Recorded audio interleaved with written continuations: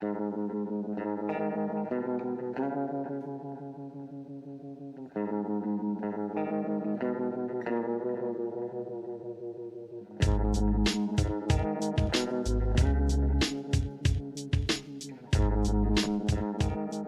back to Appalachian Dim Sum. This is episode 24.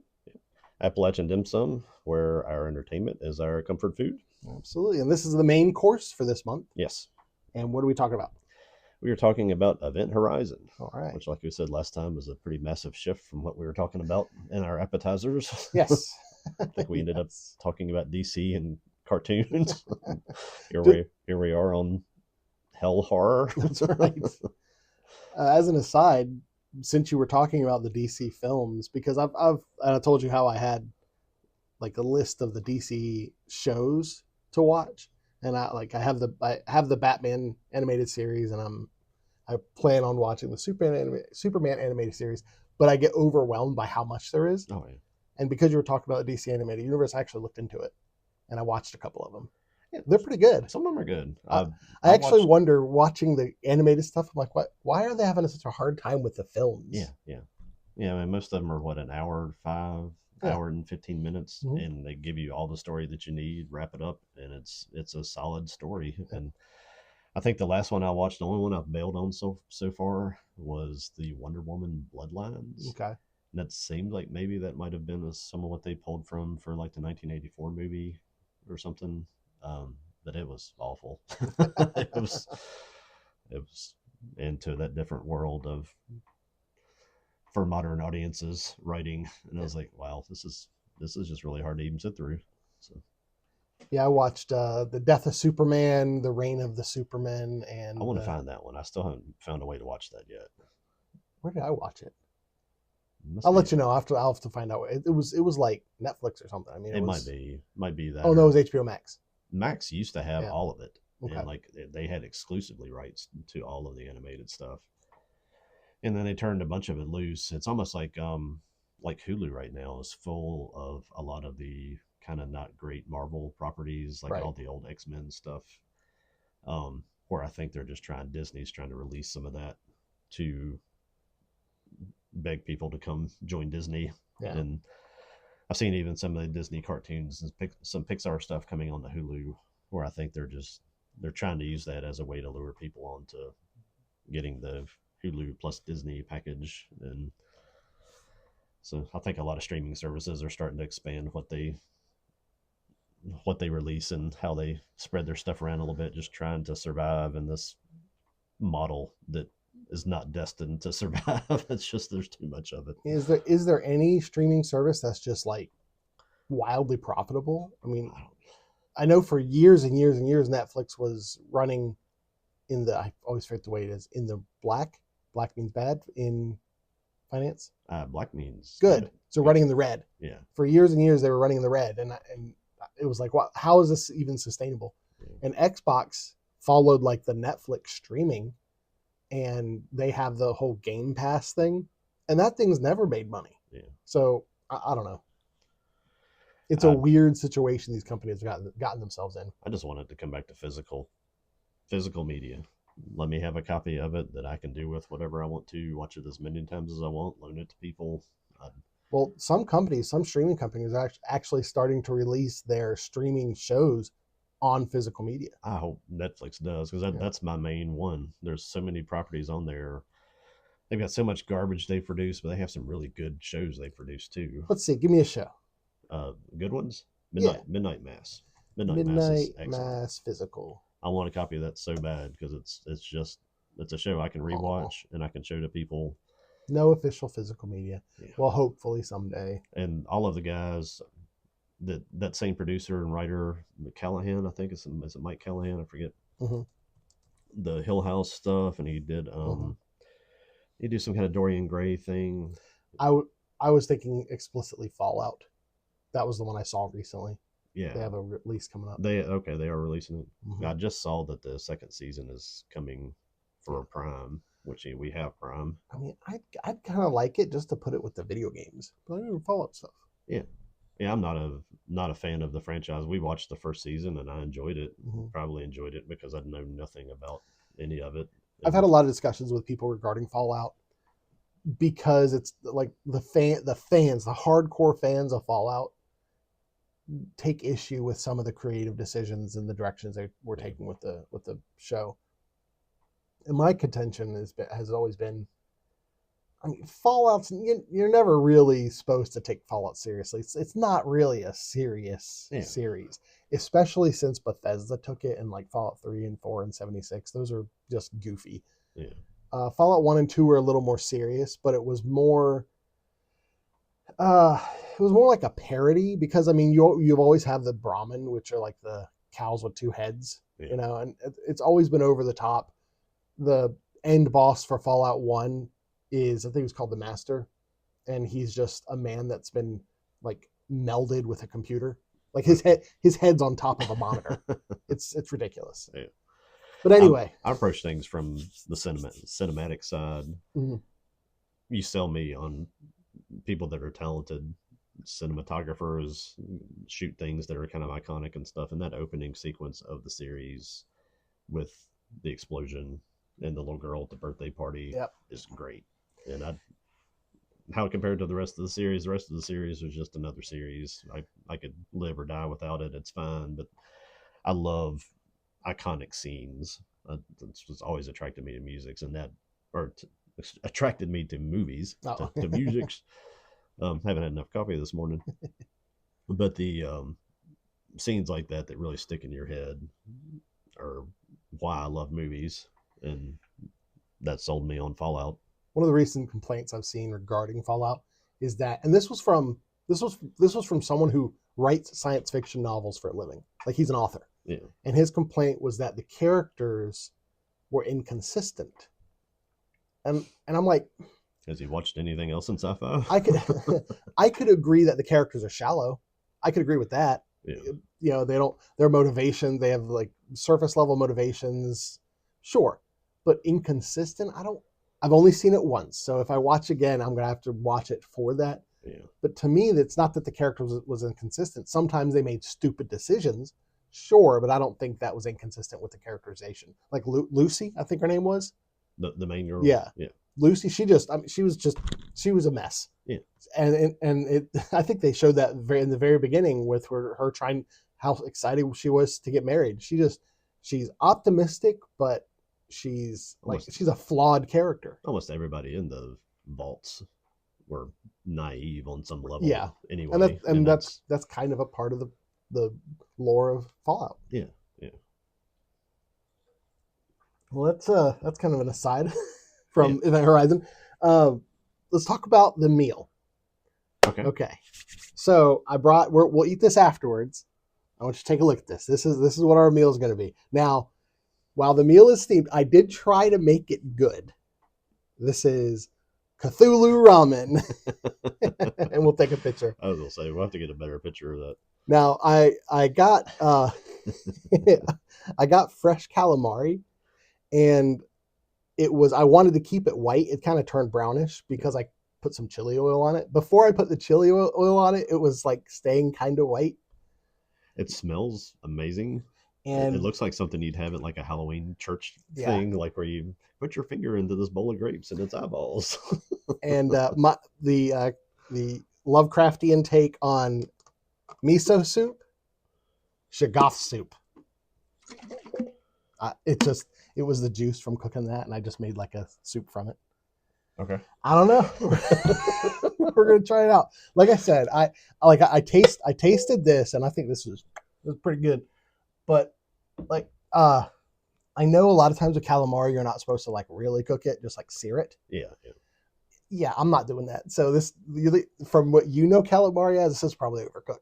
Yeah. Because the instructions were like, cook it 1 to 2 minutes. I'm like 5 to 6 minutes. So I told you, and I'm going to lure you there at some point when we go to C2E2. We always stay in Chinatown, and I try to go around and be pretty adventurous in my eating therein, because it's probably the best Chinatown I've ever been to.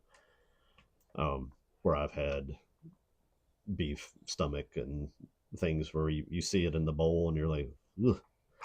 But it's right. But I mean, it's good. I'm way past having any problems with what something looks like, as long as it tastes good. And I do like just trying something that typically you don't eat, or you just don't see very often. Yeah. I mean, we do deer hunt, and the very first thing that we do when we're done outside is come in with the heart and cook the heart. And it is the cleanest, it is the best tasting meat that it's one of my favorite things to eat. And my only wish is that maybe they ate more fast food and they had bigger hearts because we go through it pretty quick. I'm relatively adventurous. Like I have a hard line of nothing living. Yeah. Like I'll never eat anything that is actively still alive. Nah. I'm okay with raw. I'm not tasting it. Yeah. But the thing is, like when I cook, I'm very paranoid about something I making someone sick or something. Yeah. So like when I cook pork, it's to 200 degrees. When I cook chicken, it's at least 170. So I'm like, well, what? How much should you cook this? I'm cooking at least 15 degrees higher. So that's kind of a part of that was I just the heart in a deer is like it's chambered. It's very, very clear what you're looking at on everything. I guess maybe it's possible that some animals like that could have a parasite or something, but it also would be very obvious looking at it if it did. And I've never seen one that is. Like I said, you say you cook it, so yeah, we cook it with mushrooms and onions, and just fried in a pan, cut up small pieces, and I can't really even relate it to anything. It's not like steak. It's not. I don't even know what other meat I'd compare it to. It is a little bit tinny because of that sort of blood taste in it, but it's so tender and it's so good. So like you're salivating. Oh yeah, you're like yum yum yum.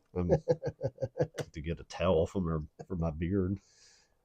But yeah, we're gonna try that out. I hope it's good. So there you go. That was fun to make.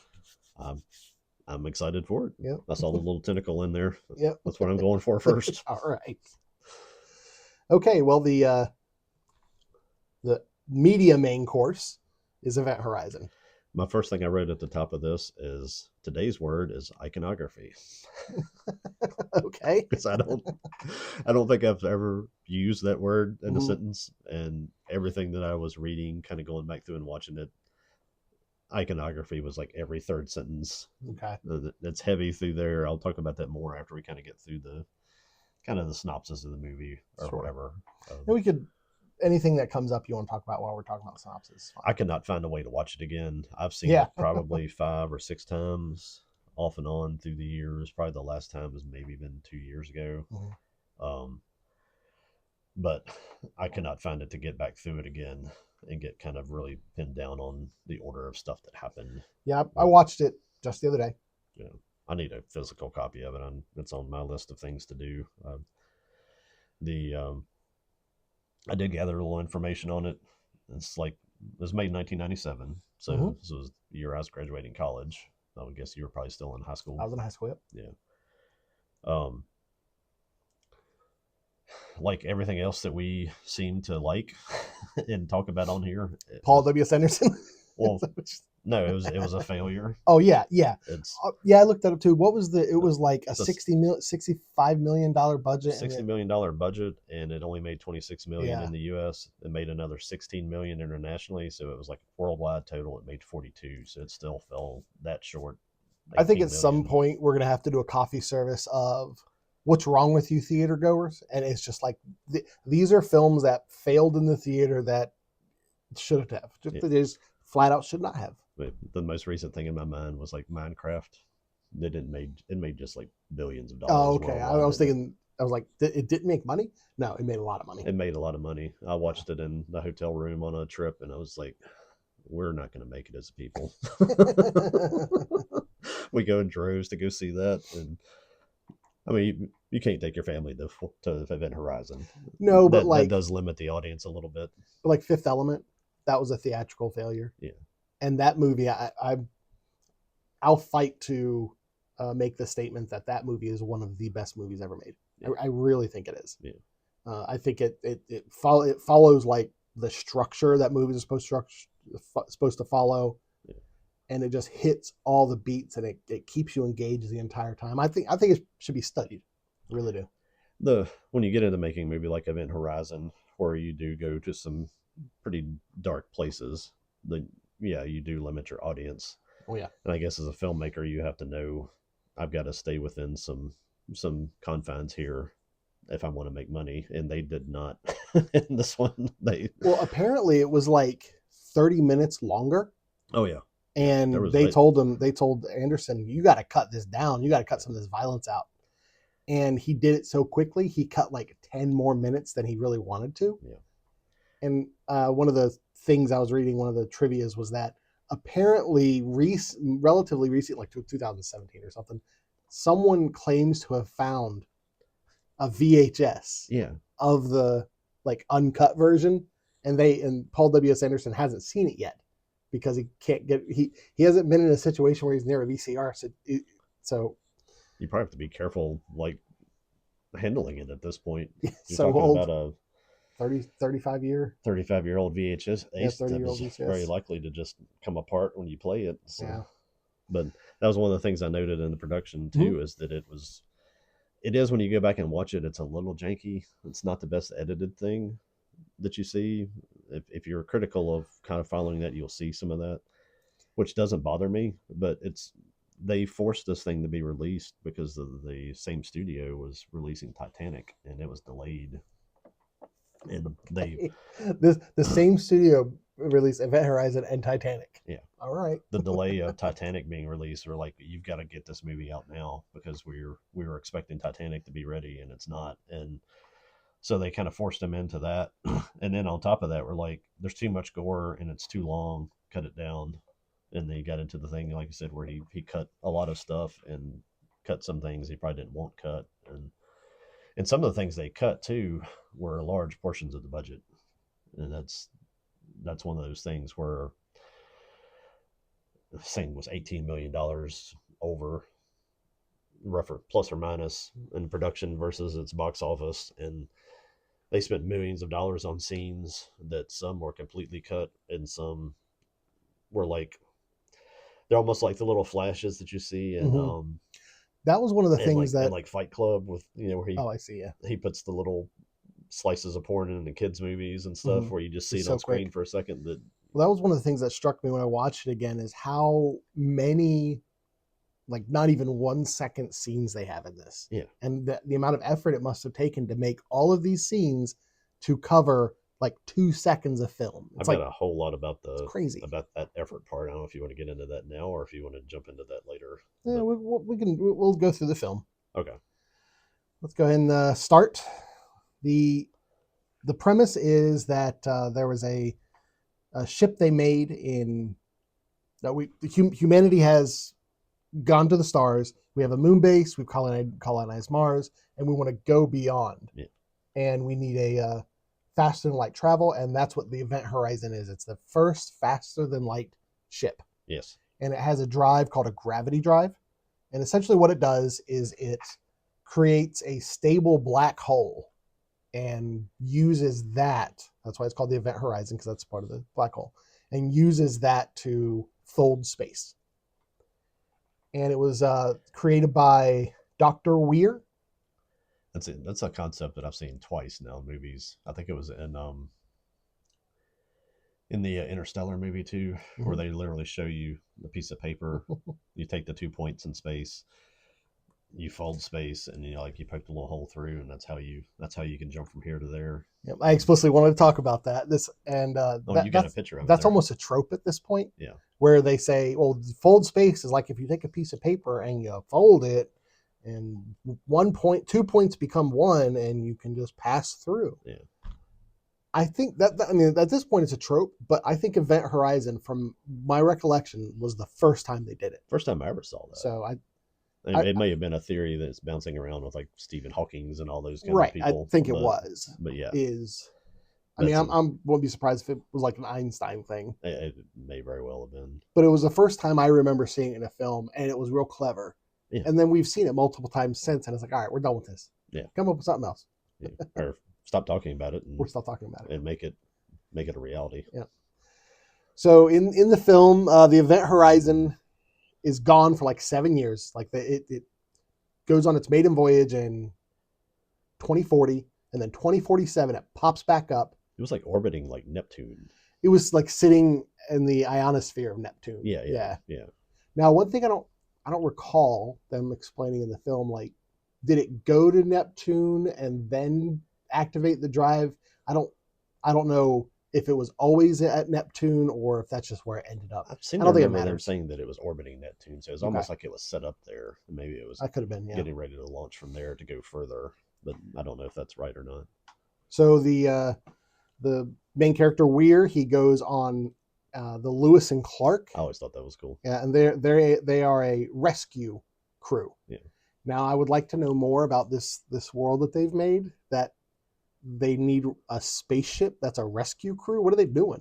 I'm assuming like mining asteroids and stuff. Yeah, I mean, I guess if you're getting that far out into space, Yeah, you can't call AAA when you get a flat tire. You know, it's basically that's kind of my perception of that, or at least my simplified version of it is they're the AAA for the space exploration. Right. It's like, dang it, we're broke down again. And they're like on leave at the time when the Event Horizon shows up. Yeah. And they're called back, and they're not told exactly why they're called back. They're just like, we're calling all you back. You guys got to go do a rescue mission. Weir does tell them it's the Event Horizon, and the scenes where he's explaining kind of like what's going on.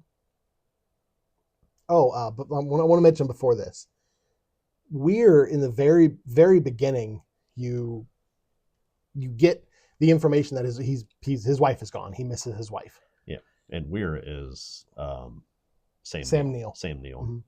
Jurassic Park guy. Yep. And you can almost see that he's haunted by this, because that's kind of what the Event Horizon does. It creates hauntings, and later on in the movie, but it shows that he's kind of haunted by it already. Yeah. So it's not like it's not already something that bothers him. Yeah. But anyway, he's talking to the crew. And again, when I watched, I was struck by how this crew was just so archetypal aliens feeling crew. Even the ship, even the Lewis and Clark, kind of feels like it could belong in the Aliens universe. I haven't watched it because it doesn't sound like it's going well. The Aliens Earth thing that's on right now. I haven't seen it either. But they, a couple of the screenshots and things I've seen from that too are like, it almost is like, if anybody's going to make any kind of space movie at this point, they go back and they shoot that from the original Aliens scene where everybody's around the table, just coming out of like a hypersleep kind of thing and eating their gruel or whatever. It's like that's almost become I guess trope's the right word, I guess, for space films now. I think so. I think it's almost like if you're going to do a fantasy film, you have dwarves, you have elves, you have humans, you have orcs, and that's something that Tolkien created, and it's just that's how it is. In a space thing, you've got a couple of mechanical guys, you've got like a military soldier or somebody that's there to protect everybody, and a couple scientists, and somebody that's usually crazy for some reason. Yeah, and the eternal aesthetics of the Lewis and Clark very much feels like the Nostromo. Yeah, and it's a good contrast with the Event Horizon, because the Event Horizon feels alien. I mean, gothic. Yeah. They're actually, I've got some of that for some of the iconography part of that. Yeah, we'll get to the synopsis, and we'll talk about the iconography, I guess. So anyway, he explains to them that they're why they're going to Neptune. They're getting the Event Horizon, and let's see. We got a message from them, right? Yeah, it was a distress message. Yeah. And one of the characters, and I really feel like the characters are just fodder. Like Weir's important. Yeah. Miller's kind of important because he's just the one of the protagonists. Like he's like the hero. Yeah. But all the other ones, Stark, Peters, Cooper, Justin, they don't matter really in any way, shape, or form. They're just there to be fodder for the Event Horizon. Yes. But it was DJ who speaks Latin, and the distress signal had some Latin, and he thought what it said was I had all this written down, but I lost my notes. But save me, I think. Yeah, I think that's what it was. Save me, and we'll talk about what he reinterprets it as later. Yeah, there was like Liberate Me. or Yeah, something. something like that. Yeah. And he thought that was Save Me. Yeah, and He was close, but it wasn't exactly it was that. like Liberate Te, I think it was ended up being. Yeah. Yeah. Small difference, but a very important difference. Yeah. So they get on the event horizon and no one's around, and they go to like one person goes to the gravity drive to check that out, and one person goes to the bridge, check that out, and the bridge is covered in kind of gore. Yeah. I mean, it looks like maybe it's just it's frozen gore. That's essentially what it is, because the systems are offline, gravity's offline at first. Looks like something bad went down. Yeah, definitely looks like something bad went down. They do find their first corpse, and the guy's all lacerated up, so they know something happened. And pretty much immediately the portal opens up. And I do want to mention this: the gravity drive itself, originally it was called the third containment. The first containment was that hallway, the razor blade hallway, very Resident Evil. Like Paul W. Sanderson was like, I like that visual. Let's put that in Resident Evil. Yeah. And the room itself was a second containment, and the drive itself was the third containment. Yeah. And I kind of like that. I like it being called the third containment better. It's more like Evangelion, you know. But he redesigned. Seemed like a lot of this could have been, so much of this movie could have been strengthened. It was an awesome movie, just strengthened by a little more time. But who would you have liked to have gone over this script?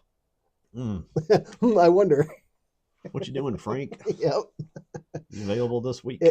A Frank Darabont version of this film would have. I don't think he had to do too much with it. I think they were already there. I think it would have really hit home on the iconography. Yeah. Because I mean, like the ship itself, I mean, that's supposed to be a cross, right? I mean, right? It looks like a bird, but it looks like a cross. A lot of religious symbology, some symbolism in there. Try to stay away from the word iconography. Yeah. But the gravity drive itself, it was originally designed, like when the writer who wrote it said it was like almost like a black marble. It was supposed to just be this like dense black sphere. And Anderson looks more like liquid metal, or even just like a ball of like water. Mm-hmm. Right. But. And Anderson decided to redesign it to evoke the Hellraiser cube. That's kind of what the vibe he was going after. I think with the themes of the movie and the way it turned out, I actually would have liked some sort of, when you say dark ball, I think of the what are the little spheres that they can see the eye in Lord of the Rings called? Those things. Yeah, something like that, like a giant one of those where it looks like it's kind of alive, but it is dark. I think would have been thematically closer to where the story goes. But it was still cool looking. Yeah. You're talking about 1997 and the CGI. The center of the sphere, when I think it's Justin that first goes into the engine room. Yeah. Just kind of turns like a black pool. And I think that's probably them kind of trying to capture the original spirit of what it was supposed to look like. Yeah. He gets sucked in there. You think he's dead. And there's a pulse that goes out and disables pretty much the rest of the event horizon. And ravages the Lewis and Clark. And because of that, everybody has to evacuate the Lewis and Clark and get on the event horizon, because the life support systems and whatnot on Lewis and Clark are down. And then it's Smith and Cooper. Smith is the Irish guy. Smith and Cooper are the ones who are kind of charged with fixing the Lewis and Clark. And Justin is down for the count because he gets spit back out of the gravity drive. Yeah. And they find me. He's just knocked out. Yeah. And let's see, Peters, one of the female characters. She sees her son. She's kind of working on Justin, and she sees her son, and so people start to have hallucinations. Yeah. I think it's around this time that I'm trying to remember. I think around this time is when Weir goes into the belly of the gravity drive, like he crawls down inside of it, and he's because the gravity drive is acting up, and they want to figure out why, and he's looking at the computer components of it, and it's like this labyrinthine crawl space with all these. It was very cool imagery with all these glass green panels Yeah, yeah, for the computer. yeah, And that's where he first encounters his wife Claire yeah, in a more visceral way. yeah. And And do we know yet? We already know what happened to her at that point, right? it's a little while later. We could say it, but a little while later we find out because he goes into a full hallucination, Yeah, where he sees her and you can see that she killed herself. yeah, And it was just he was designing the event horizon, and so he kind of ignored her, and he didn't see the signs of her being suicidal, and yeah. so that's why she died. And she just does it like in a tub or something. Yes, I'm assuming slits her wrist because the tub was all red. Yeah. I think they show it. Actually, they show it. He's on the side of the tub crying. Every time you see her, you see her in the flashbacks, she's always got wet hair and stuff. Wet hair, too. yep. So it's like she usually no eyes. Yeah. And I'll go and mention this. The event horizon, they keep saying that it's alive. That's around this point in the movie they start talking about how it's alive, that it came back with something, and there's a will that the event horizon has. And the way the event horizon entices Weir is it kind of embodies Claire. Like it presents as Claire to him. Yeah. To like to just take him on, to almost possess him. But anyway, it was around this time that DJ comes up and says, "No, I've translated it poorly. It's not save me. It's let's see, Liberate, and that's what he thought was Libra May. Liberté, Tutamex ex Inferis, and that's save yourself from hell." And that's really where it kind of hits home, is like, okay, this thing went somewhere when the gravity drive came on, and we didn't know where, but it's somewhere of unspeakable horror. Yeah. And our closest analog to it is hell. And that's really where things kind of blow up. Yeah. Is it kind of around there too? The guy Justin, he got. He wakes up. Yep. He wakes up and goes to the airlock. I totally felt like we were talking about they cut stuff. I could have felt like they could have cut that whole thing, man. Yeah. Yeah, he goes to the airlock, shoots himself out into space. Yeah. And it was Cooper that saves him. Yeah. And then they stabilize him and put him in cryo. Yeah. That's it. That's the end of his story. Yeah. If you're gonna go out into space and you're doing a horror movie, then let's go ahead and blow up, freeze, whichever way you implode or freeze. But that was a little bit of a. He does say at one point he wakes up while he was knocked out, and he was just like darkness. That's all he said, the dark or something like that. Yeah. That was before they retranslated the warning. Okay, so at that point, Miller's like, "We're getting out of here," and he's like, "Let's go." And Weir is like aggressively at this point. He is aggressively against leaving. He's like, "We have to stay with the ship. The priority is the ship." And he just kind of they have a very slight physical confrontation, and then he like walks away into the dark. Probably the point where we talk about this in sort of terms of being a Lovecraftian thing. Mm-hmm. That's a huge theme in Lovecraftian stuff, is that not all of them, but it always seems that some of them, or at least a main character in a lot of his stories, kind of just delve into insanity. Yeah. Go insane. Get enticed by something demonic or something evil, and or always kind of become the antagonist. But I think it's definitely at this point you figured out that yep, that's him in this one. he's through the flashbacks and the experience with his wife and having that presented to him over and over here. I guess he's kind of lost it. And Miller says at one point that, because Miller, each of them have their own thing that's haunting them. Miller's haunt is this some guy on his crew that at one point he had to leave behind to save everyone else. Yeah. So he like just abandoned the guy, and that he's the one that's haunting him. Yeah, he like burned up. There was like a fire on a ship or something, and Right. he had to like sort of close the door on him and let him go so everybody else didn't die. Everybody else could survive. And one of the things he says before they kind of go into the, hey, this thing went to hell, it was like, the ship knows things about me and it's showing things about me that I've not told anyone. Yeah. Like, so it's manifesting things. It knows, it can read our mind, and it's manifesting things because he could feel the heat. That was kind of like this isn't just hallucinations, because I could feel it. Yeah. Yeah. So that was I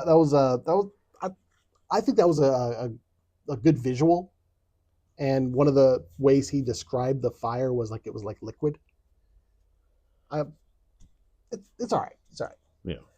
And so once they realize this thing went to something that's analogous to hell, and that there's nothing they can do, they decide to vamonos. They decide to get out of there. They want to evacuate. Pretty much, this is where all the side characters just people start dying like flies, man. Or at least they start getting off pretty left and right. Yeah, at least it looks like they start dying. Peters is in the gravity drive room getting like CO2 canisters or something like that, and they need like 25 or whatever. Yeah. And as they're leaving, she sees her son that she saw earlier. And this is one of those, in a lot of horror films, you get to a point where you're like, what are you doing? Like, seriously? Like, do you honestly think your son is on the event horizon? Yeah. And she chases after him and just like falls to her death. Yeah. And at this point, because Weir was disappeared, he kind of disappeared. You don't know where he is. At this point, Weir shows up in the gravity drive room, and he sees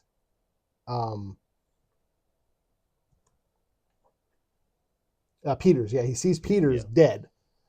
And that's like the last point in the film that you see him with some humanity. Yeah. Because he seems concerned. He's like, oh man, that's horrible. And then the event horizon just takes him. I think that's where he has his hallucination with where you see that Claire killed herself and everything. That's like where he takes his eyes out, right? Yeah, because right after that hallucination, you see him and he's gouging his own eyes out. Yeah. Which was a very quick development. I was like, oh, okay. So we went to 2 days in the mist from there being some clouds outside to like humanity sacrificing people. So he went there a little faster. Yeah. Weir was like, well, we're here for what, 20 few hours, 20 minutes, and I'm gonna gouge my eyes out and sacrifice myself and submit myself to this event horizon. He's saying like he doesn't need eyes anymore or something like that. It doesn't bother him physically. He gouges eyes out, cuts up his face. And I think and then after that, the next person he kills is DJ. He goes to the Lewis and Clark, finds DJ, and just slices him up, fillets him as like a sacrifice. He hangs him up from the wall, and all his guts are all over the place. Yeah, that was probably the most visceral visual they had that they showed. Well, yeah, like they just kind of sat on it. Yeah, because like all the other visuals, and I'm sure you're going to talk about this later, they're just quick. Yeah, just flashes. Yeah, and I'm sure people have paused it and gone through it slowly. That was the thing with I don't have the stomach for that. Was the thing back then with like a VHS, even if you tried to pause it, you couldn't get it on a frame of those scenes because you'd be in like just a transition clip between one or the other if you tried to pause it. It was we did when we watched it when we were younger, and it was like it does happen so fast. Just even if you tried to anticipate it and pause it when you thought it was getting ready to come, you could just never hit the. Really, only with DVD technology, I think you could go step by step. Yeah, I'm sure you could probably get there then. Probably see that it's not as well edited as it could have been. Yeah. But and one thing I didn't mention is the logs. When they first got on the event horizon, they did find logs, and it was like corrupted. And it was a little bit before this time where they finally were able to see what was on the logs. Yeah, the little video logs. And it was the effect of the wherever the event horizon went on the crew. And it's just, I imagine in the writer's room, they're like, okay, just come up with the most horrible, depraved thing you can think of. I mean, they were eating each other, they were cutting each other up. They were doing sexual things fornicating while they were cutting each other up, and it's not something like, that there's no way it could have got any sort of rating if they had shown much more. Yeah, the fact that it was shown like on a screen in the movie, you know, like your camera was looking at a screen. I bet that one step separation probably helped a bit. I almost wonder if they didn't have to, because they had people saying you gotta edit, change this. I wonder if they didn't have to like film it that way. Maybe after filming it the original way. So they're working on. So when Miller went into the gravity drive room, he activated the gravity drive. Well, no, that's why he went into it. He activated it later. He decides to blow up the Lewis and Clark. Yeah.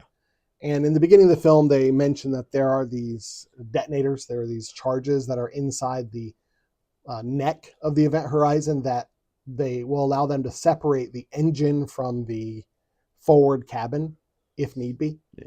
He takes one of those detonators and puts it into Lewis and Clark, blows it up, and Cooper just goes flying out into space. And at that point, you're like, well, he's dead. But no, it shows him Supermaning back with like his little jets, which is Cooper's definitely Cooper's definitely almost the comedic, like the light-hearted part of the film. Yes.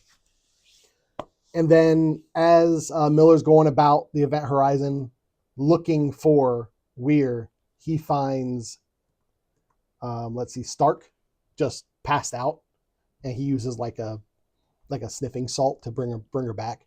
And they're like, all right, well, let's get out of here. And Weir's there on the ship, and it's the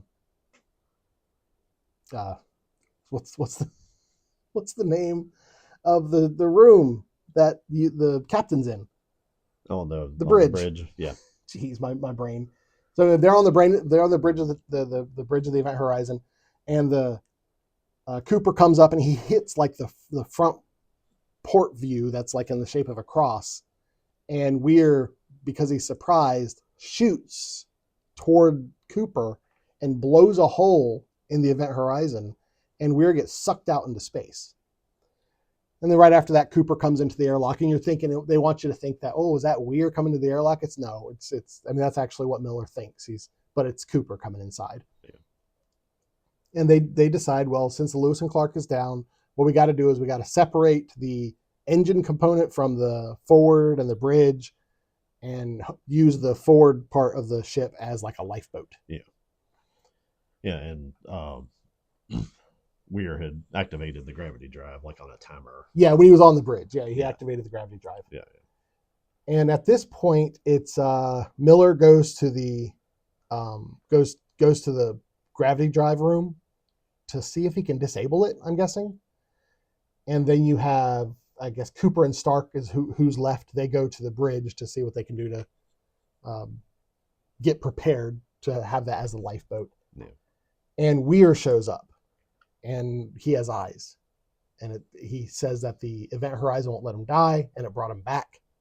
So that was one of the things I actually didn't remember from when I saw it years ago. I didn't remember that he was almost like resurrected. Huh. So that's kind of... Yeah, I've got to see it again. I don't recall how that happened. I remember... Oh, he just shows up. Yeah. Like in the water. Well, in the coolant. Yeah. Yep. Because that was one of the things that, like I said, I didn't recall from when I first saw it. I always thought he just like found a way back onto the ship, but that's not it. Weir, when he got sucked out of the ship, he died. That version of Weir is gone. Yeah. So I don't know if it was supposed to be that maybe Miller was actually fighting a hallucination, kind of like they were the whole time. Like maybe that version of Weir is just a straight manifestation of the event horizon. Or they all went into the black hole, and now they're just perpetually... Maybe that. There's going to be perpetually living in that hell for the rest of eternity. Maybe. And he they have a physical fight, which is, I'm always amused in movies when the solution to a supernatural event is fists or guns. It's like, okay, sure. And he has a handheld detonator that he was going to use once he got back to the bridge to separate the two parts of the event horizon, that he uses then. He does the self-sacrifice thing. And then the gravity drive activates, pulls the back half of the event horizon to a black hole, which dissipates, which is not good science, but okay. It's the gravity drive does it, sure. Guessing they go to hell. And Stark and Cooper just watch that happen, and they go into their pods for however long they need to go in their pods, and it's like 72 days later. Yeah. They get rescued, and you get one last like jump scare. Yeah. It's like, oh, one of the rescue guys is weird, but then she wakes up and it's not. It was like a dream she was having. Or was it? Or was it? No, that's what it was. But that's the play-by-play of the film. I think it was a good movie. I enjoyed it more watching it now than I watched it back then, and I think it's because I've only seen it like 3 times maybe. The film I want to relate it to is that, or at least in watching it and then doing some research and then rewatching it, is like Donnie Darko. Have you ever read about all of the stuff behind Donnie Darko and all the theories with No, but I've watched Donnie Darko a lot, but I've never read anything. You need to read what all of that stuff's supposed to mean and all of the theories on stuff, and then go back and watch it again. Because when you do that with this film and you go into the iconography, I'll use that word more times today than I've ever used it in my 50 plus years on the planet. You really do see a lot of really well thought out stuff, a lot of visual things that were there on purpose, to kind of like a Frank Darabont thing, where you're really building the whole idea of the movie through things you see in the background and through doorways and windows and hallways and stuff. The eye theme is kind of massive through the whole thing, and like how he's got the Claire doesn't have eyes, he gouges his own eyes out. When you open the movie opens with the black hole, and then it shifts to this thing that looks like an eye. It starts to kind of look like all the little areas surrounding your eye. The hallways are all eye shaped. The docking bay is eye. Oh yeah, the neck of the event horizon is actually more. It's like squat. It has that kind of, not just when you think of an eye, you can think of like just the eyeball that's circular, like the retina and the iris. But if you take the whole eye, yeah, it's kind of got that squat, pointy shape. Yeah, I didn't even think about that. That's cool. The docking bay, when they come up to on the Lewis and Clark to hook onto it, looks like an eye, and it's got like the number 13 beside it, which is probably there on purpose too. Yeah. Even when you're looking at the event horizon floating off of the atmosphere of Neptune, it's over the eye of Neptune. It looks just like an eye. There's a cool scene, I can't remember where. There's a dark computer screen. I guess it's the screen where they can see the logs. They eventually watch the logs. There's like eye stickers on the top of it. Oh, really? I didn't notice that. It's one of those things, like, I've never seen it. I went back and saw some clips of it, and it was like, man, that's just weird. It's creepy because it looks like the computer is even watching you. And I don't know if it's supposed to be stickers or if it was supposed to be. I mean, they look like stickers to me. It almost makes it look like the computer has eyes, and this, like, the event horizon is like just this living thing, and it sees everything. And because, I mean, they talk about how the event horizon have me and all this stuff.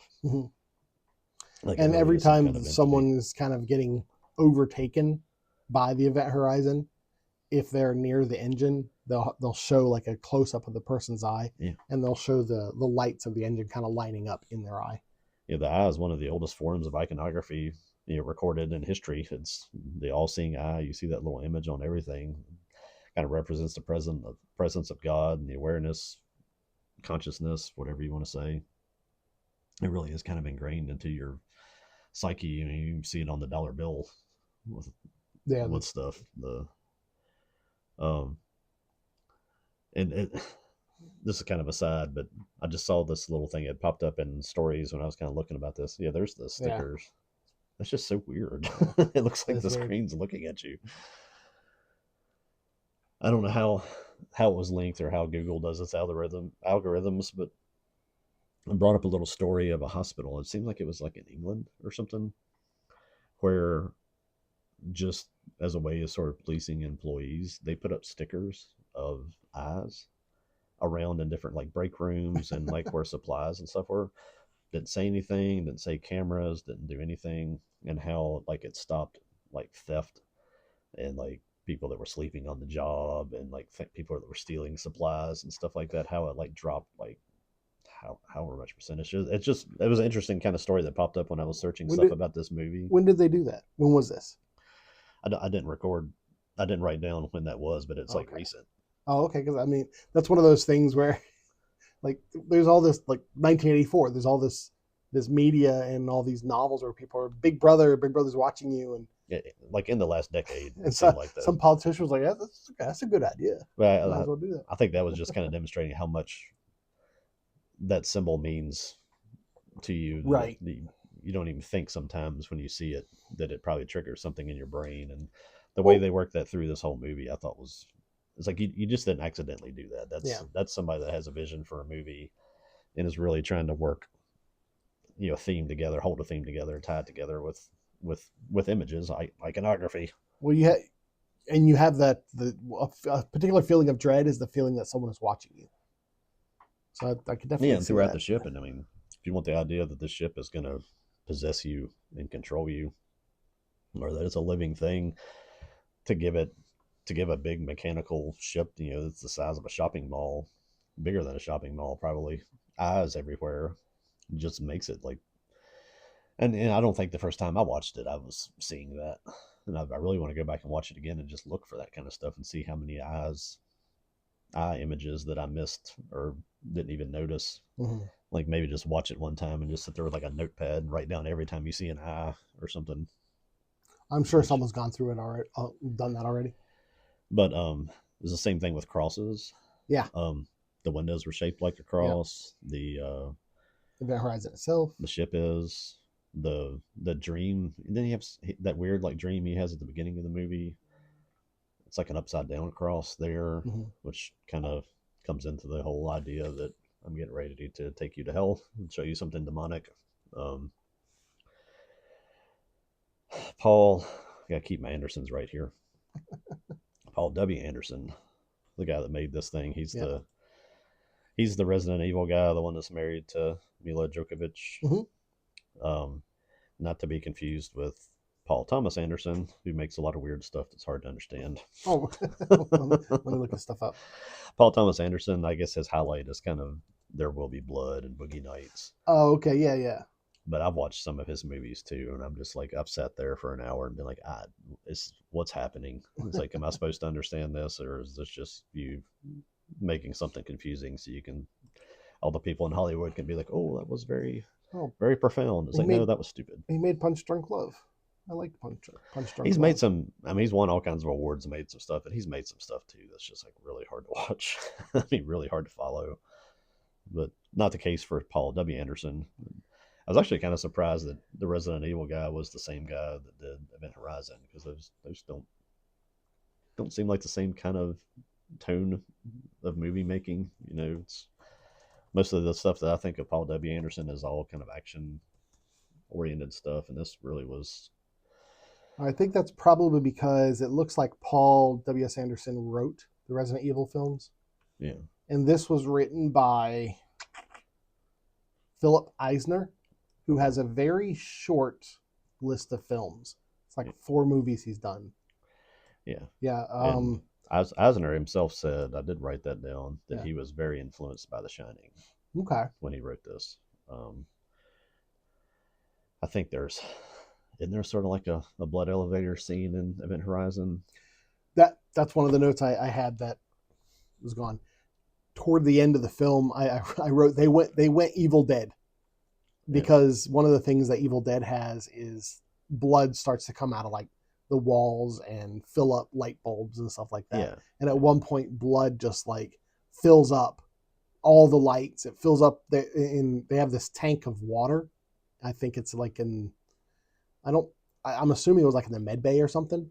And the tank of water fills up with blood and breaks and just like flushes everywhere. And I can see that being evocative of The Shining, of the elevator scene. Like yeah. The scene that scarred me the most in The Shining was where Jack Nicholson goes to the bathroom, and you see the hot lady in the bathtub gets out, and he starts making out with her, and then she turns into this like decaying old woman that's like cackling, and I never want to see that scene again. I don't think I was that young when I saw that, and it still scarred me. But that same kind of hallucination, ghosty kind of thing that was kind of going on through this whole movie. Anderson himself said that he was influenced in designing sets and the ship and everything by Notre Dame, by the cathedral.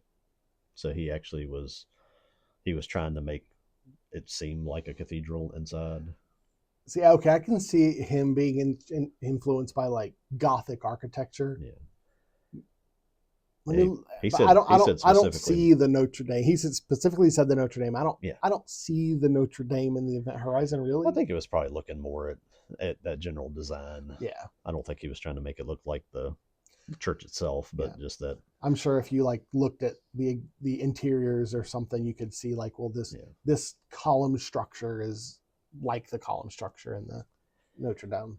Another cool design thing was that all of the doorways in the movie look like coffins. If you go and look at them, every door they go through is coffin shaped.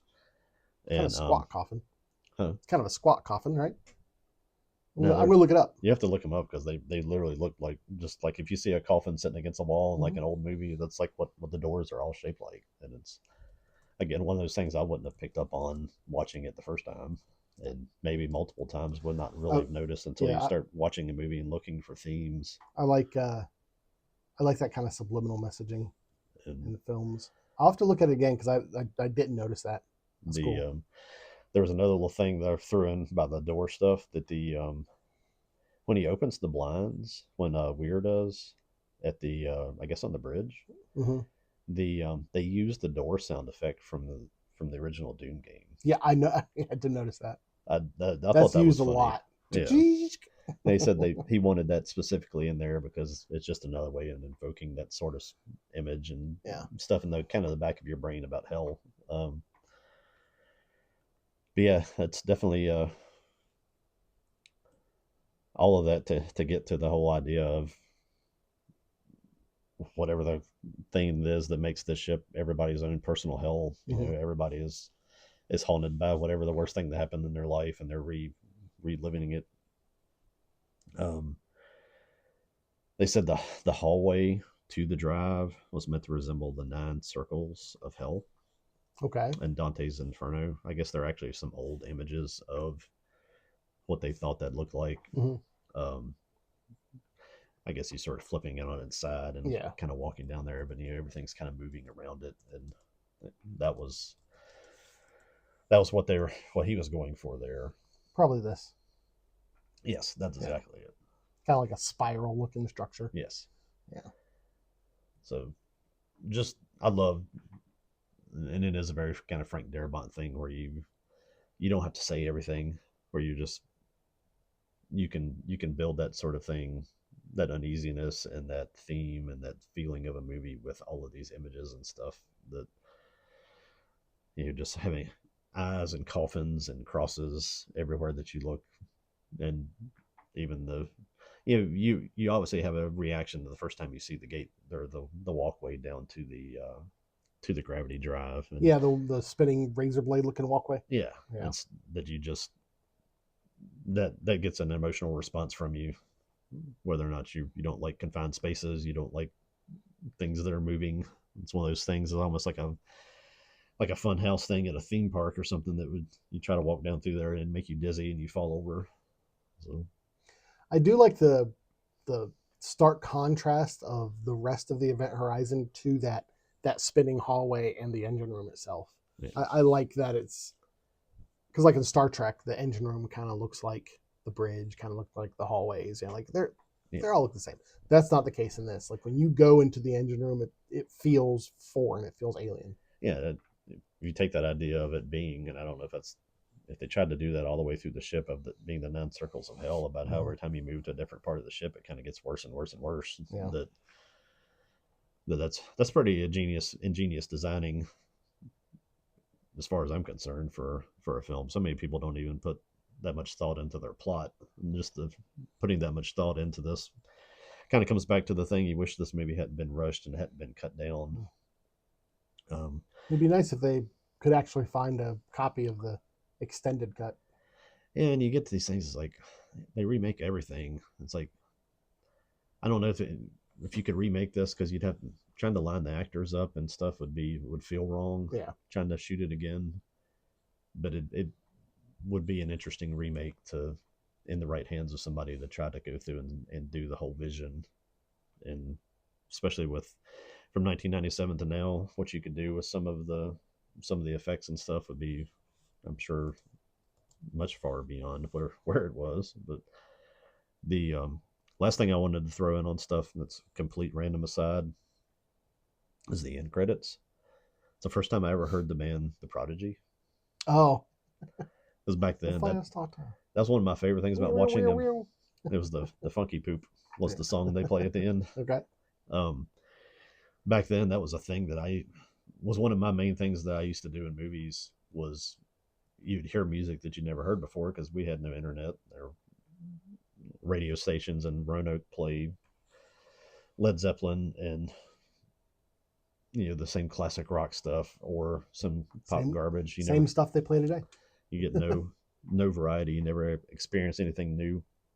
And I love watching a movie. I always kept like a little notepad around. Would get to the part where they show the music at the end of a movie, and was always writing down bands, and go to the record store and try to find some of the. I spent so much money when I was a teenager and in college on CDs because I just love music, and discovered the Prodigy because of this movie.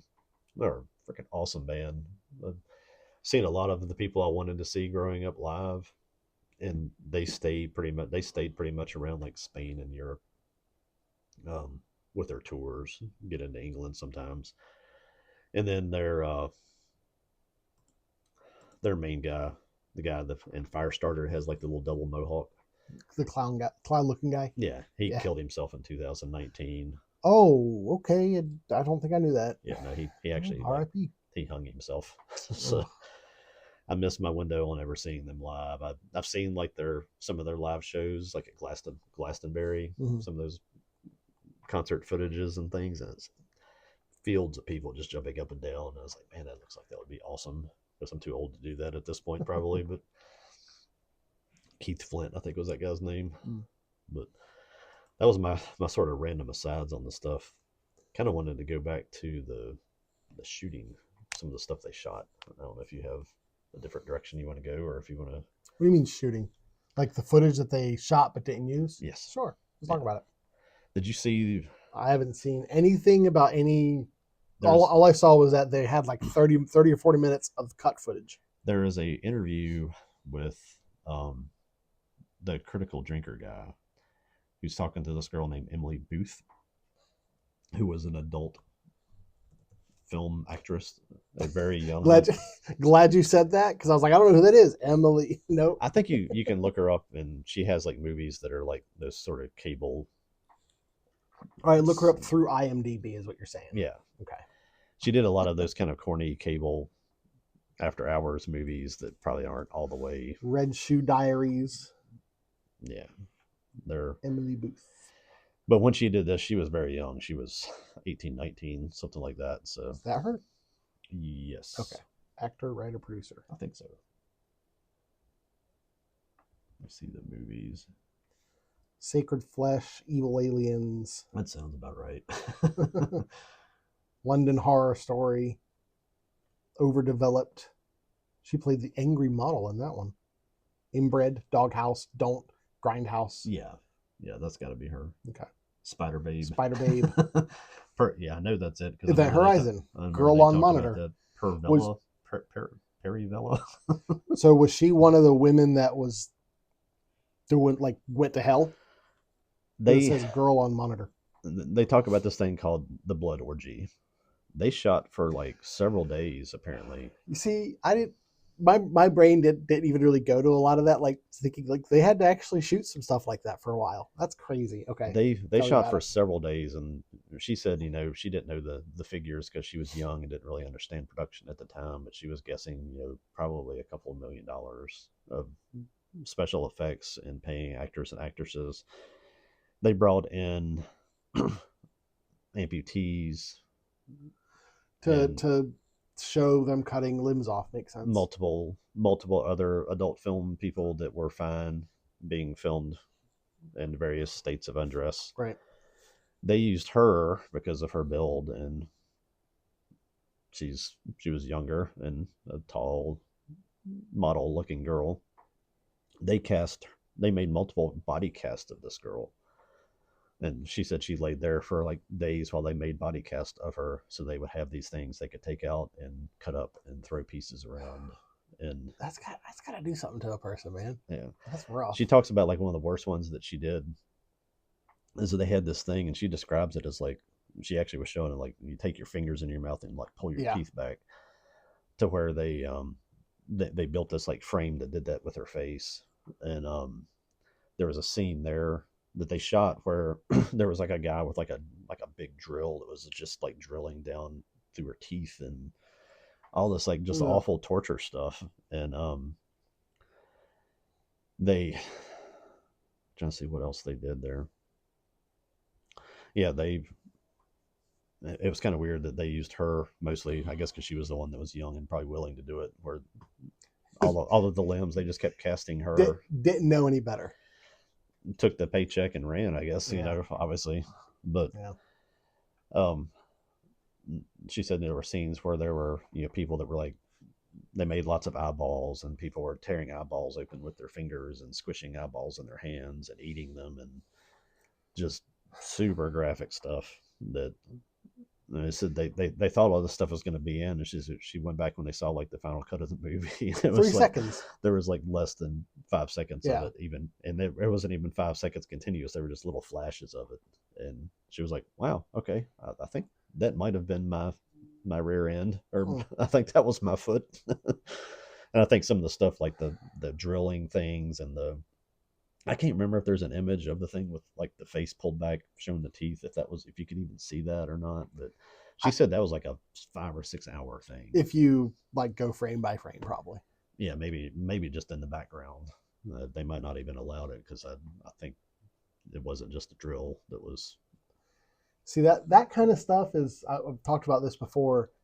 Why I'm an advocate for animation and CG. Yeah, and I'm like, yes, they were actors. Yeah, but like they were put through some stuff like that. That's gotta stay with you, man. Even if you are like an adult film actor, I mean, doing that kind of simulating things that depraved, and yeah, people that gotta, had already lost a limb, hopping around on the floor like they were wounded and stuff, is. I mean, it's kind of one of those things. Is like, yeah, I guess if you're an actor and you're trying to get work, you would take it because it was a paycheck and stuff. It's like, man, that's pretty rough. It's like, I think I'd rather clean outhouses at a at a football stadium than do some of that. But well, hopefully none of those people involved. That interview with her was just a couple of years ago. I saw it on. There's I guess it was. She plays Carol. Her most recent credit is Carol in Werewolf Santa. Yeah, it's kind of one of those things that Werewolf Santa. I don't think this movie sent her down that path. I might have to actually watch that. That's a pretty good werewolf. Oh, that's hilarious. That's good. That's a better looking werewolf than a lot of werewolf movies. The tagline: Season's Eatings. I'm almost there. You're down. I could watch that.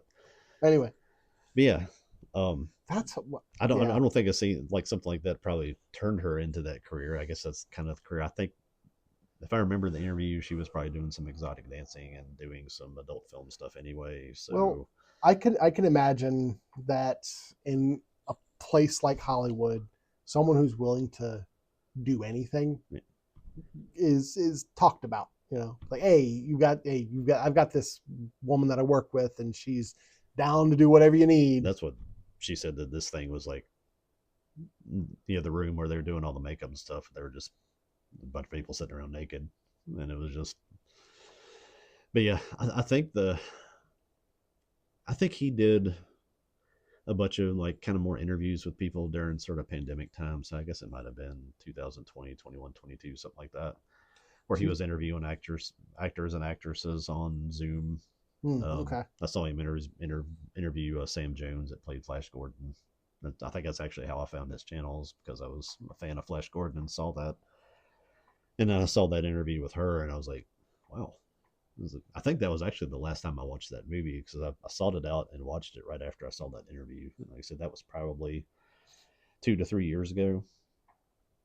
And I can't say that I remembered all of that kind of graphic stuff until I watched it again. I was like, wow, I wasn't paying that much attention to that the first time. I think it goes by so fast. Yeah, and probably Like, thankfully so. And again, it probably would not have been released as an R-rated film yeah. if they had added any more of it. And that just it probably would have got.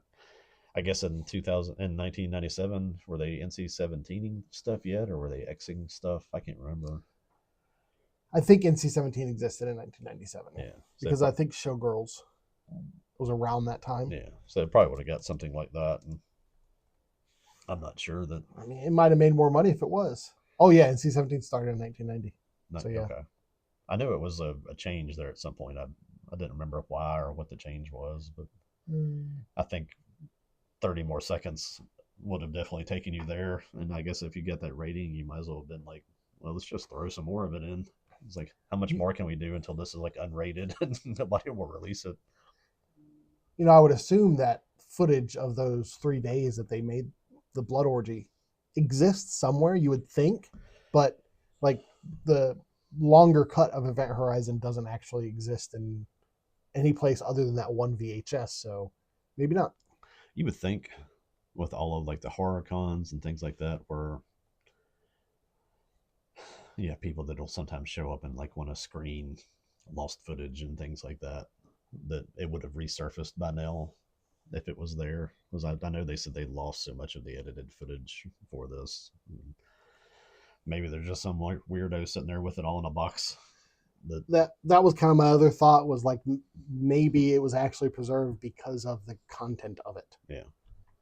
I've watched like the student film Within the Woods that Sam Raimi and Bruce Campbell made before they made Evil Dead. I think they like made, it was a short, like made Within the Woods to drum up money for Evil Dead. Okay. Years ago, I hunted that down, and it is like the quality is horrible. Yeah. You can get it on YouTube now. Yeah. But you were shooting it with a video camera that took an actual VHS tape into it, probably. I'm thinking it was probably reel to reel. Oh, it could have been. Yeah, like Super 8 or something. Because that, I mean, I know that's what Sam Raimi had when he was younger. And the thing that I remember most about it, about the quality, is the VHS lines. Because you could tell it was like converted from one format to another and then copied and then copied. Yeah. Yeah, there are whole scenes in that where you can barely tell what's going on because of the static lines. Yeah. Hollywood, maybe they're better now, but Hollywood's retention of media was terrible. I looked for a little while trying to find like a dollar amount on the blood orgy thing, how much they spent. I couldn't really find anything. I guess maybe they didn't really keep track of it. I don't know. Yeah. But it sounded like they dumped a bunch of money into that, like at least $1 million of their budget. The only thing I saw regarding the budget and how much things cost was like the first scene where Weir wakes up from his dream, kind of showing that he was already kind of haunted by his wife's death. It pulls out. It shows he looks out a window, and it pulls out, and you see that he's in a space station that's orbiting Earth.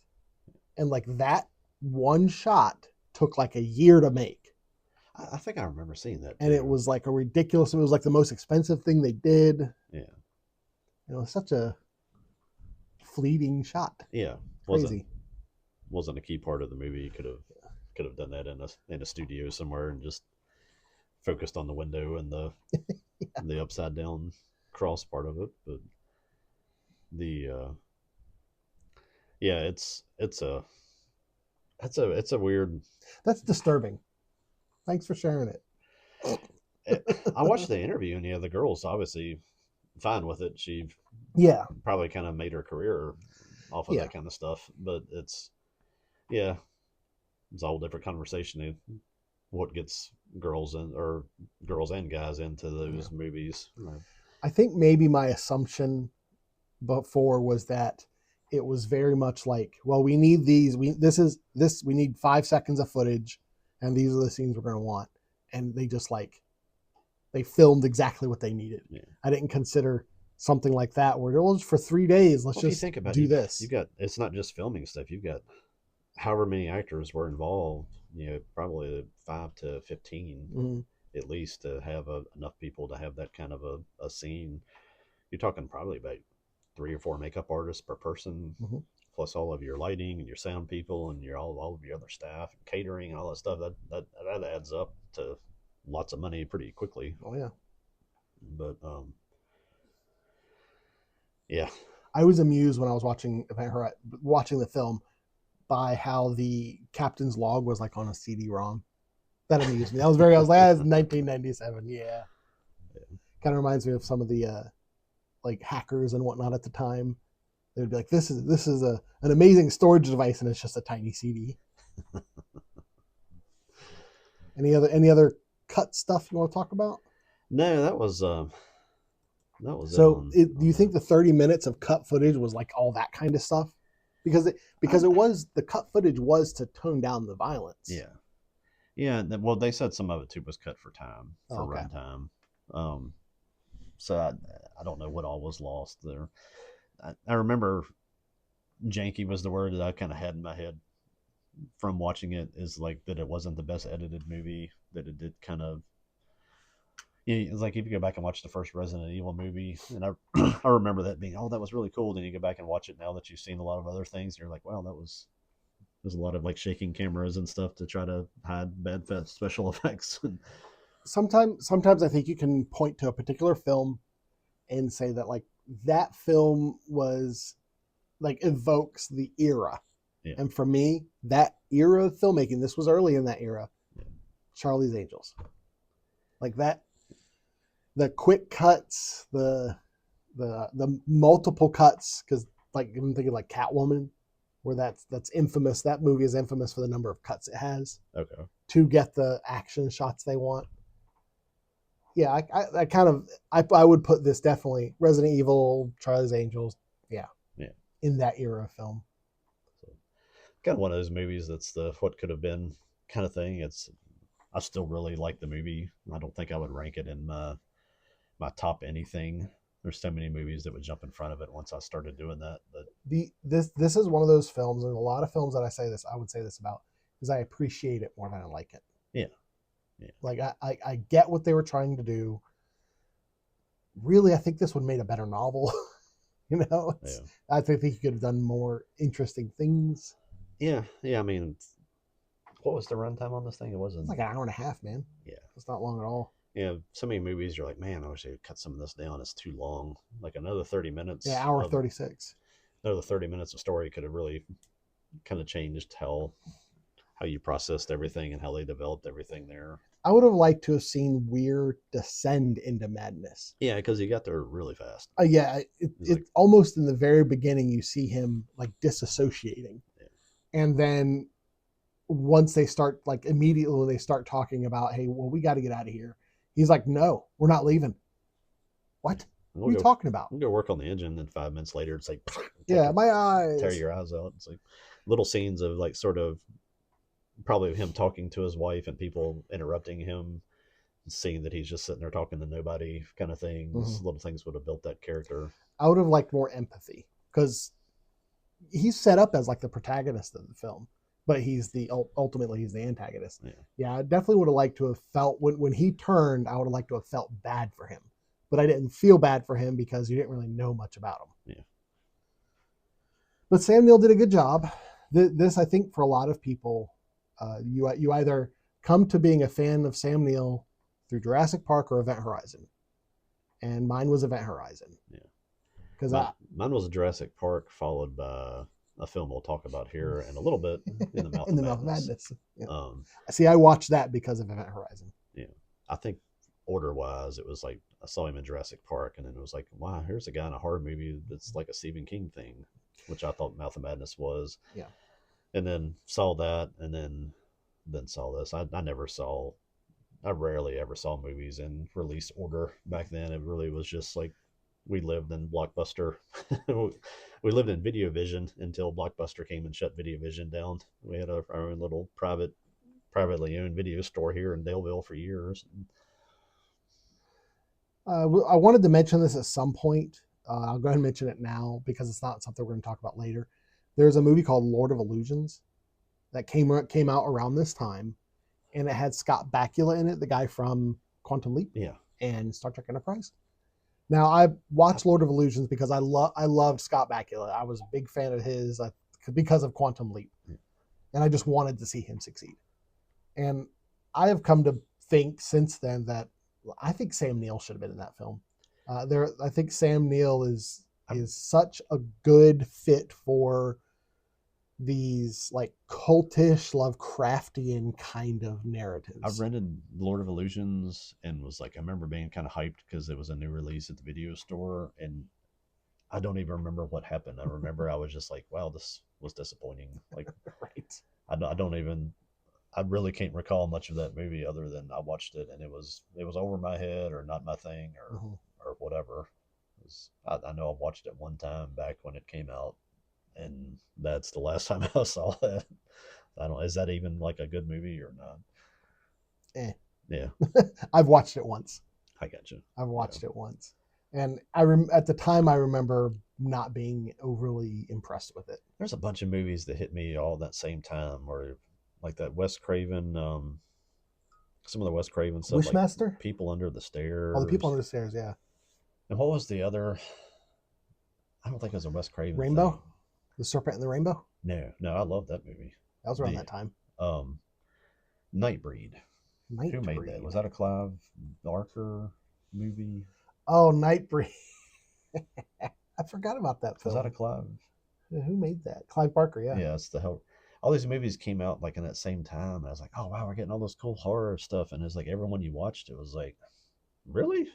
It's like, is that what you all did? It was just disappointment after disappointment. Like that was like people running around in cosplay outfits. Yeah, and I remember Nightbreed is definitely more of a. I would put it under comedy. We saw these previews. It was like it's going to be a super violent, like I don't know if I can make it through this kind of horror movie, and then you watch it and you're like, what on earth is this? And, yeah. But yeah, I remember Lord of Illusions kind of I think fell in that window, but I was definitely hunting things like Event Horizon because I wanted movies to push the envelope of what's acceptable on film, and things that you could get away with, things that you could watch, that were kind of testing you. Mm-hmm. I've always been even going back to the food thing, I always want to try something that I've never tried, and same thing with movies. I've tried to make it through. There's a lot of movies I bailed on too. You kind of find that one that does push those limits and kind of pushes beyond yours, and you're like, nope, we're not doing this. One of the ways I would describe this film is a cross between Aliens, because I definitely think that the narrative structure is very Aliens-like, and Hellraiser. Yeah. And when I was watching this the other day, it didn't strike me. Hellraiser has never struck me as a Lovecraftian tale. And I have always considered this to be what I understand Lovecraft type stories to be. Yeah. Just the fear of the unknown and evil that's beyond comprehension and stuff like that. Yeah. But I definitely felt when I was watching this that I've said this before about other things, like you could almost put these in the same universe. Yeah, this one kind of teeters on that edge of what I think about being Lovecraftian, and it does it for the same reasons, like same actor in The Mouth of Madness, where it really is about sort of a dive into insanity. Mm-hmm. And again, that's probably what would have made the movie a little stronger too, would have been to develop that trip a little bit more instead of just being like, all of a sudden, I'm going to tear my eyes out. And the body horror and stuff in this movie, when I think of Lovecraftian body horror, I'm kind of thinking more of tentacles and mutations and stuff. And this was kind of more just straight up torture. Yeah, I have some stuff to say. I'll hold it for the next episode regarding what Lovecraftian is. Yeah. But yeah, if they wanted to strike Lovecraft home in this, I mean, it could have been easy to incorporate tentacles. Oh yeah. I mean, in the blood orgy, Or just have mutations. some sort of, and that was one of the things I was thinking with the Sam Neill character, Weir, when he comes back, if he was more monstrositous, like more of a monstrosity, Yeah. that would have, they had him all like sliced up and stuff, and it's like, oh, okay, that was actually his visage of him being naked with cuts all over his body was like the tamest thing in the entire movie. Like you did by the time you get there, like seeing him like that, you don't get that ew feeling at all. It's just In the Mouth of Madness was a Carpenter movie, so you couldn't have done it because they're two different visions, two different producers, everything. Get to a little bit of the end of that and later when we talk about it, but at the end, I've argued with people over whether or not he was mutating at the end of the movie when he's laughing, because it looks like his like throat is like swelling out. Yeah. But everybody said no, he's just like laughing crazy, and I've always been like, no, he's mutating.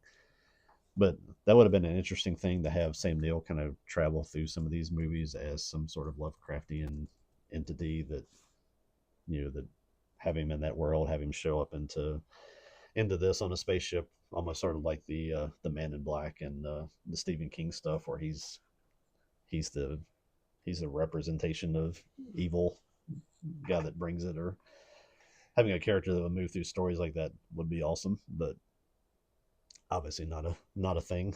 Right. I think that would create it would require too much cooperation from different creative visions. Yeah. That I think I've told you this before, that there was supposed to be a sequel to Freddy versus Jason versus Ash. Yeah. And they made a comic out of it, which I'm very thankful for. But the film was never made because Sam Raimi didn't like that Ash was portrayed as being lesser than either of the other two people. Yeah. Like less capable. Yeah. And I'm like, oh, come on, man. Come on. Sometimes you just got to do it for the craft. Yeah. He would be less capable, but Ash always fights his way out of. Right. And I mean, the comic book, I think it held well. I mean, Ash as a character is an idiot. So yeah. That's why he always lives. Yeah, right. He's too dumb to die. All the smart people always are the ones that die. The dumb guys are. What's the girl from the Fallout? She's just Lucy. Yep. She's making her way through the environment with monsters and people that are radiated mutations and stuff, and she's just like, hello. Now, one of the things that I've saw, let me see if I can bring it up. Horizon. That there is a show, a mini series that came out in 2023 with the same name.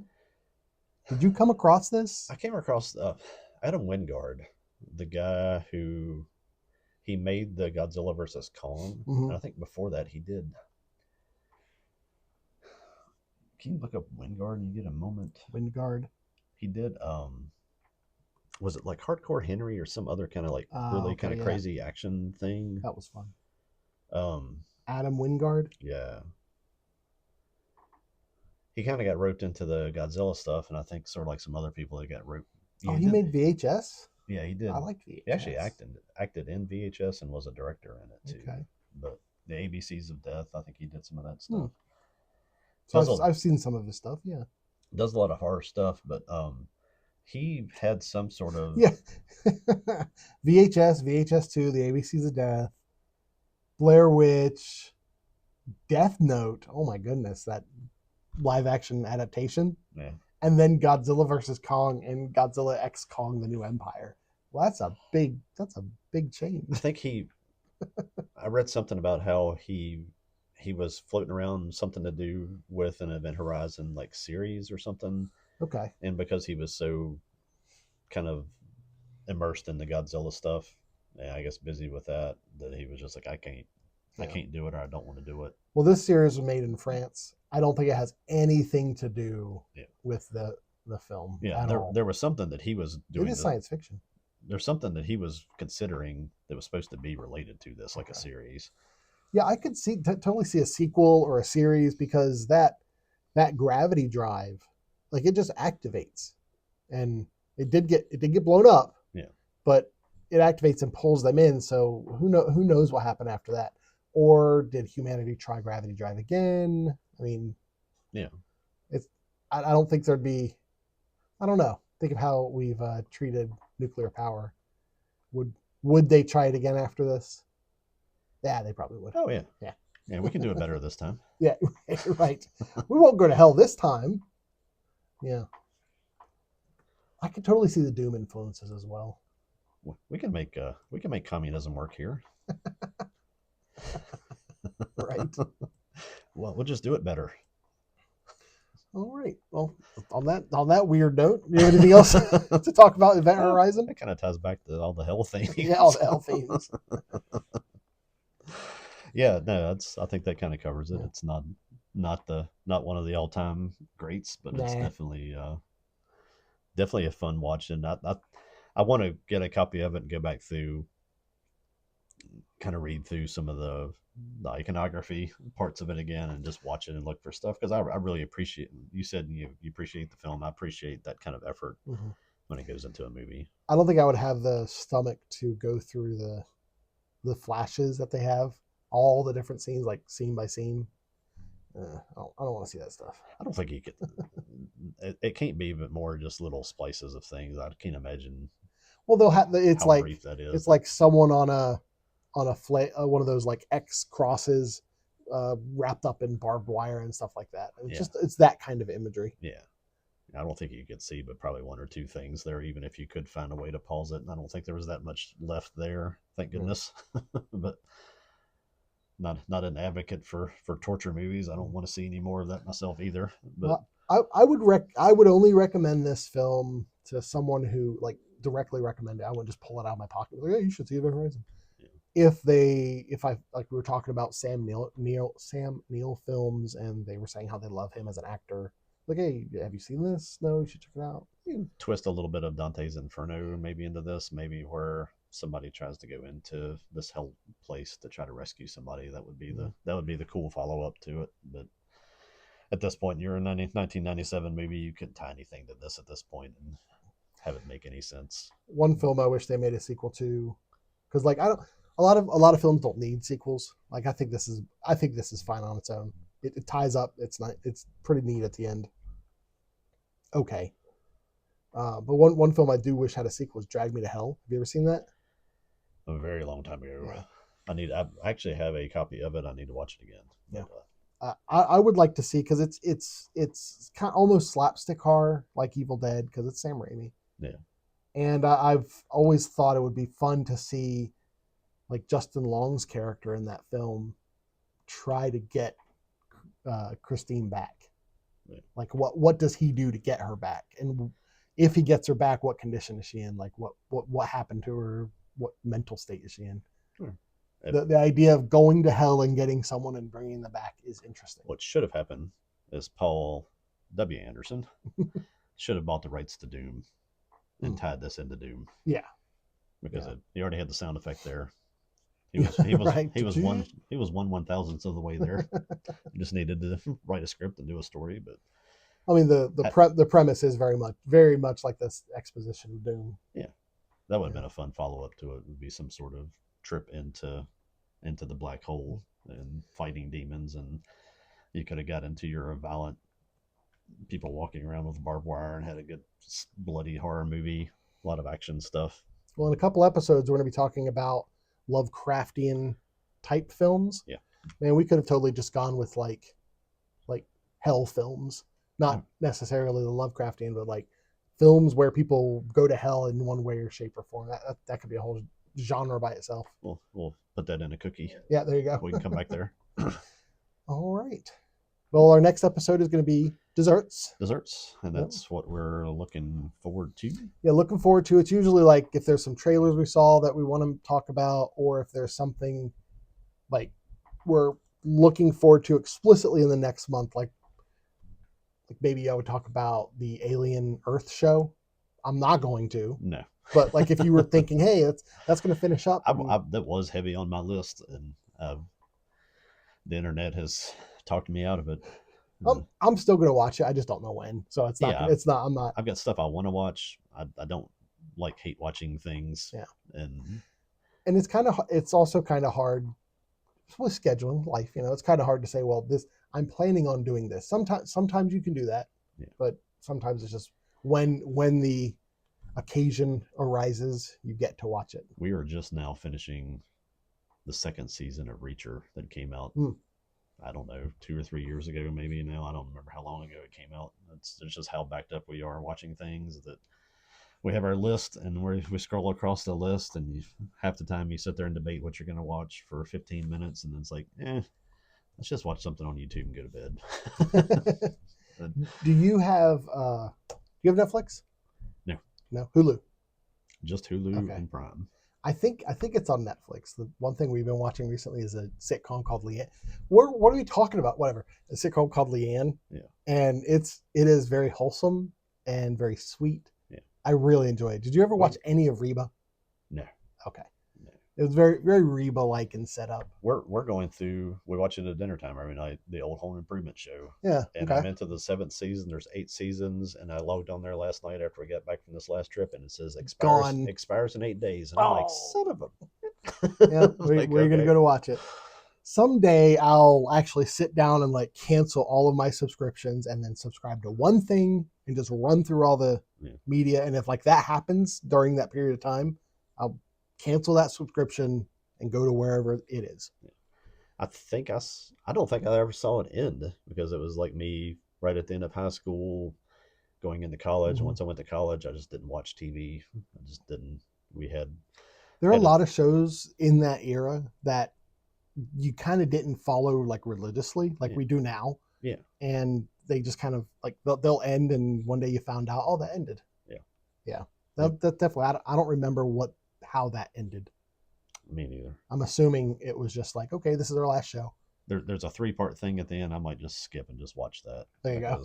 I'm pretty sure I've never seen that, but yeah. Nothing to do with Event Horizon. But. No, nothing to do with it. And one last thing I wanted to ask about, since you had spoken about Reacher, have we discussed Alan Rickman? I was going to say Rickman. I think it's Rickman. Yeah. As Bruce Wayne. No. Yeah, he's been vocal about the fact that he really wants to play Bruce Wayne.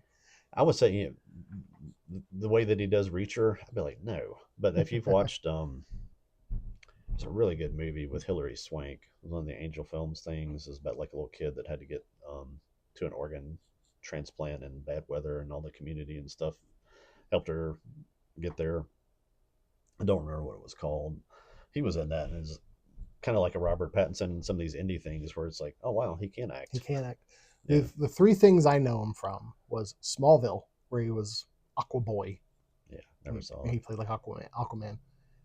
Blue Mountain State, where he played a character called Thad. Amazing performance. He's like the stereotypical college jock. Okay. Great performance. Yeah, I'm sure he was. And then that as like contrasting with Reacher. And I don't think Thad is like a good Bruce Wayne, but sometimes the idea with Bruce Wayne is he's a party boy, he's a playboy over the top, and then you have Batman, who's real serious and like tied. Like he's got it on lockdown. The Thad versus Reacher juxtaposition, I'm like, I think he would do well giving us 2 separate characters. I'm like you. I think Ben Affleck may be the best so far. Just got thrown into horrible movies. Yeah. But it's a shame that he just didn't get a series of movies with him, because I think in reality he's probably about my size, but he did, I guess because everybody else in Hollywood is like small, 5'2" or whatever. He actually comes across on film as a big dude, and I do like that way where Bruce Wayne is just a big bruised dude. Just a big dude. He's 6'4". Okay. He's big. Yeah, I figured he was tall. I just didn't realize. I actually didn't think he was that tall. Yeah, he doesn't like film that tall. Yeah, but yeah, I think we talked about that in one of the other podcasts about how he was bigger than Superman, Mhm. and that's cool because you almost need that little bit of extra to be an immortal fighting against an alien superpower Yeah. guy. So Yeah, if you have all of the stuff going against you and you're a small framed man, that's Michael Keaton versus Superman, it's a little bit harder to sell. yeah. Superman would be like, Tink, sorry, thanks for coming. Okay, with that, Yeah, thanks, Joel. we're great at wrapping stuff up. Yeah, let's ramble on about something that has nothing to do with the topic. All right, we'll be back with desserts next week. And a report on Our main course, our noodles, our Lovecraft ramen, noodle soup, or Cthulhu ramen. Yeah. there you go. All right. Bye. Later.